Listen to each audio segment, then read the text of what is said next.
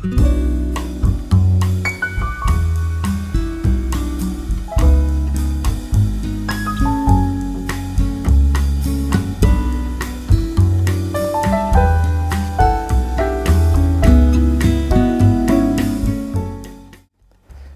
dia! Sejam bem-vindos a mais um Café com Palavra.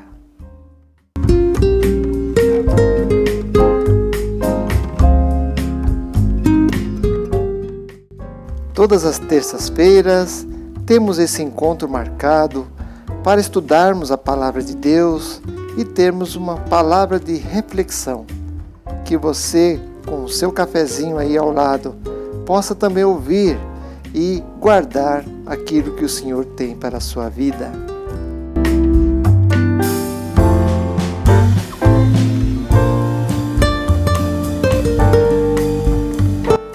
Hoje nós vamos falar sobre a importância de uma palavra de encorajamento.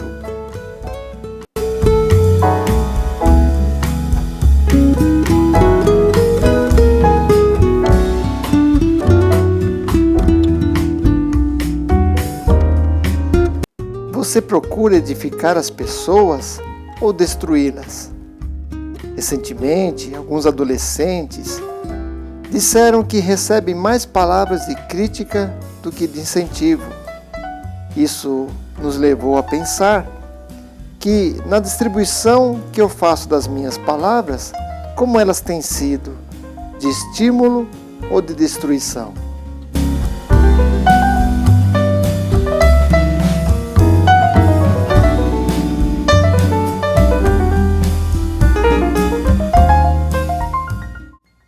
E a verdade é que eu poderia estar me empenhando mais nessa questão de elogio, ou seja, deveria elogiar mais e criticar menos. Estou perdendo muitas oportunidades de incentivar as pessoas, principalmente aquelas que são mais próximas a nós.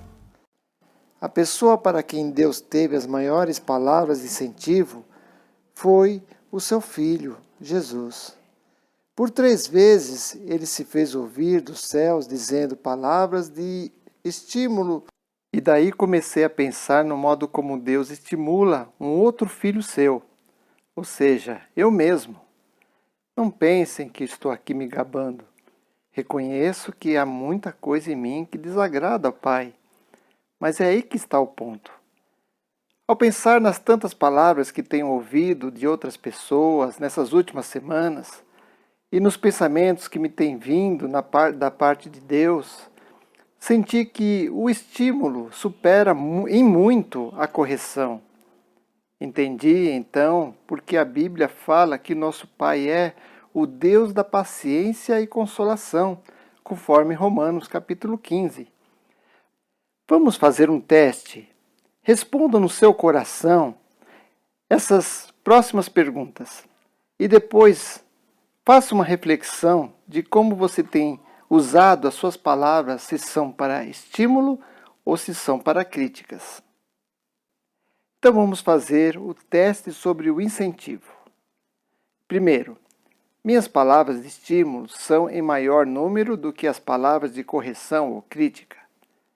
Segundo, de um modo geral, sou uma pessoa que inspira os que estão ao meu redor? Terceiro, minha família diria que sou uma pessoa que incentiva, estimula os outros? Quarto, tenho facilidade em dizer palavras de elogio? Quinto, tenho tido o cuidado de pedir desculpas àquele a quem tenho dirigido palavras negativas, palavras de desestímulo? Tenho me preocupado em dirigir palavras de incentivo àqueles que se acham sob minha autoridade, por exemplo, filhos, alunos, empregados, o cônjuge, irmãos, irmãs ou os outros membros da igreja. 7. Tenho procurado dizer palavras de incentivo àqueles que se acham em posição sobre mim, por exemplo, os meus professores, os meus líderes, autoridades e pessoas que estão acima de mim? O termo encorajar, que tem o mesmo sentido de incentivar, é composto de 3 partes. Ou seja, o em, que significa introduzir, e coragem, que significa confiança em força. E termina com uma desinência verbal, uma ação. Portanto, encorajar ou incentivar significa introduzir coragem em alguém. O prefixo des tem a propriedade de negar. Ou seja, quando eu falo desencorajar, significa tirar a coragem de uma pessoa.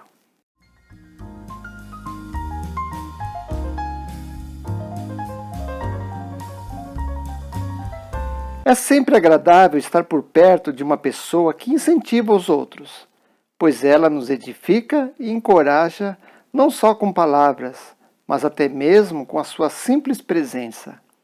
Um incentivador nos fortalece e não nos enfraquece. A palavra mais empregada na Bíblia com esse sentido de incentivação é o termo composto de para, que significa ao lado, perto, e kalel, que significa chamar. Então, um incentivador é aquele que foi chamado para ficar ao lado. E isso foi usado no Novo Testamento quando se tratava do Espírito Santo.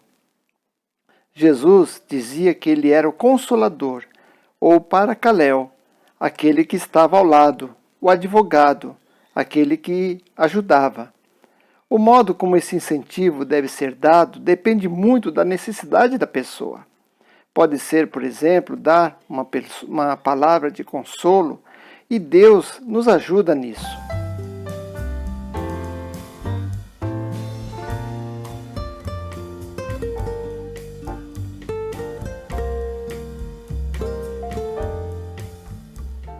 Deus é retratado como alguém que nos dá consolo em toda a Bíblia, e nós vemos quando ele afirma: a tua vara e o teu cajado me consolam.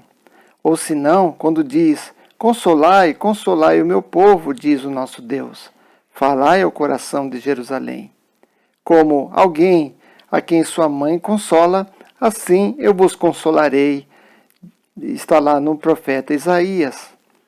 Mas a palavra que tem um alcance maior, abarcando mais do que a palavra consolo, é quando Jesus a emprega referindo-se ao Espírito Santo, dizendo que ele defende a nossa causa.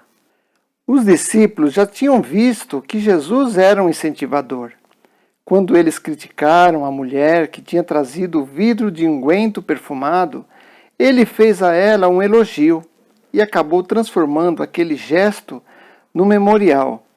Em outra ocasião, ele veio em socorro da mulher apanhada em adultério e a perdoou.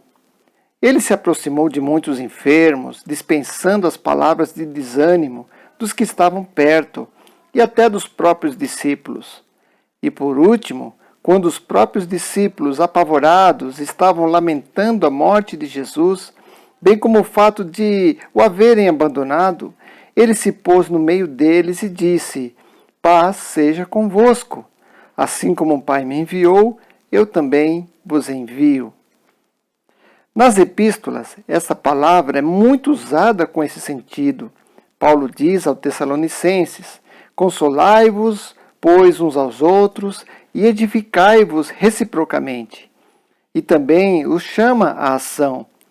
Exortamo-vos também, irmãos, a que admoesteis os insubmissos, consoleis os desanimados, ampareis os fracos e sejais longânimos uns para com os outros.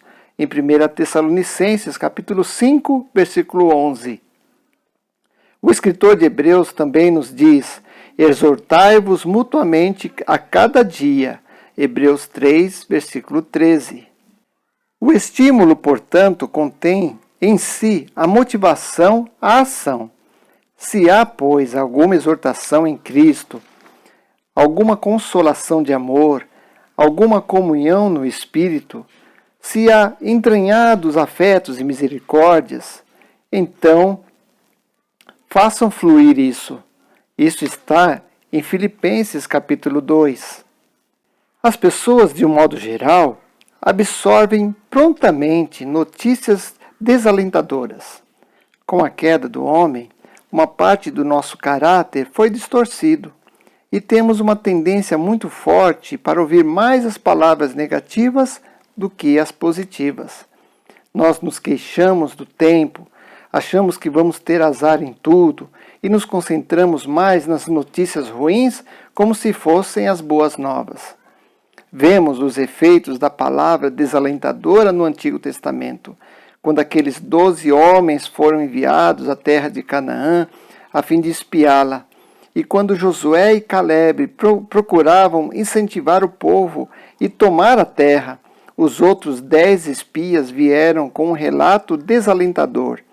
E, na verdade, Moisés enviara aqueles homens à terra não para resolver se iriam tomá-la ou não, mas como iriam fazê-lo. Ele queria um relatório, não uma avaliação. Que vergonha para nós quando pronunciamos palavras descuidadas, que eventualmente impedem que os outros entrem na terra prometida e a herança para eles. Que vergonha quando passamos adiante mensagens negativas e aumentamos o desânimo no meio do povo de Deus. O Senhor ficou muito irado com aqueles espias, tão irado que eles morreram no deserto. E é aí que está a diferença daqueles que buscam o consolo e palavras de elogio. Eles nunca esperam receber o melhor de Deus e nunca o receberão. Deus está procurando os que são eternos otimistas e os que possam comunicar esse espírito aos outros. A mensagem de Deus é uma boa nova. Jesus veio ao mundo proclamar uma mensagem positiva de liberdade, gozo, libertação, esperança e consolo. Se nossa mensagem não for igual a essa, é melhor guardá-la conosco e não passá-la para ninguém.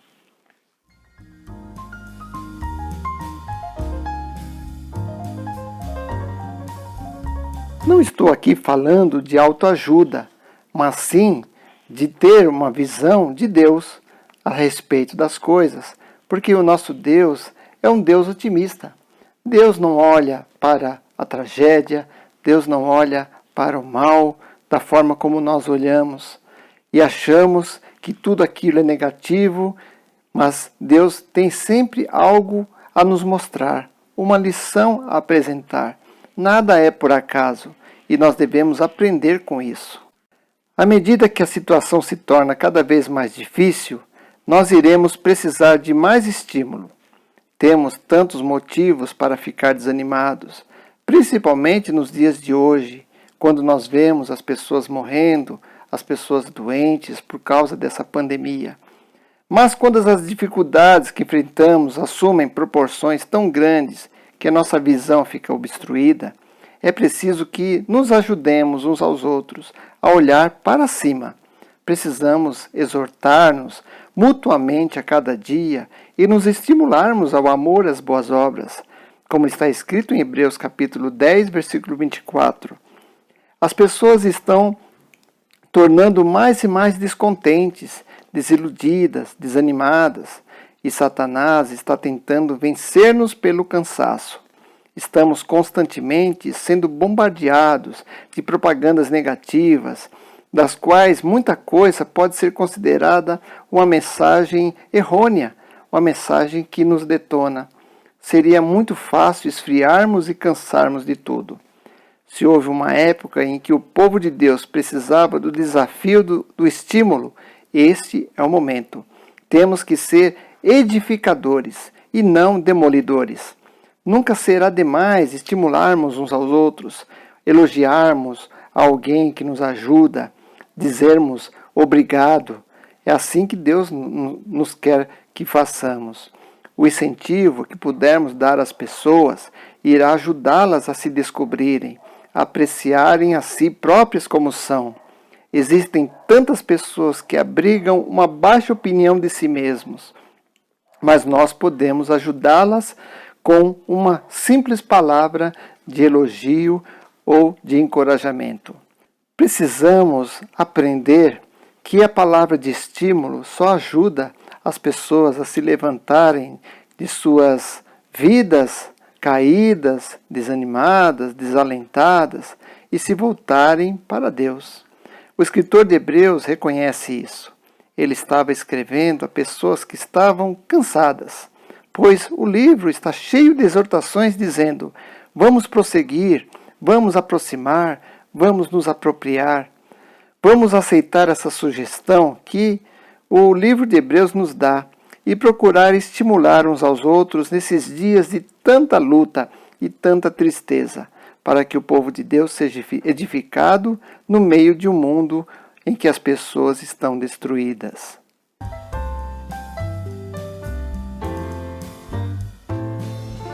Para encerrar essa mensagem, vamos fazer uma oração. Senhor, nos abençoe a abençoarmos outras pessoas. Nos ajude a estimularmos aqueles que estão desanimados e que nós sejamos a Tua voz nesse mundo sofredor. Em nome de Jesus é que nós oramos. Amém.